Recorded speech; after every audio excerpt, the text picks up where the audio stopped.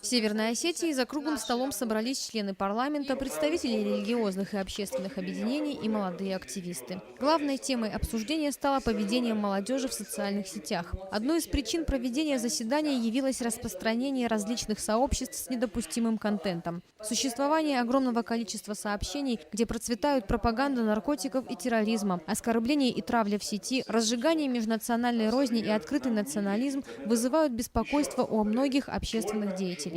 Докладчики, представители эксперт-клуба призывают жителей республики обратить внимание на эти проблемы. Особенно внимательны должны быть к своим чадам родители. Зачастую они даже не знают, что дети проводят в социальных сетях огромное количество времени, рискуя стать жертвами интернета. Вопрос необходимо решать и на государственном уровне, привлекая педагогов и психологов. Как решили участники круглого стола, необходимо создание безопасного интернет-пространства, а для этого они будут отслеживать сообщества с негативным контентом и делать все, чтобы информация не распространялась дальше. Для решения этой проблемы сторонники эксперт-клуба готовы привлекать спецслужбы.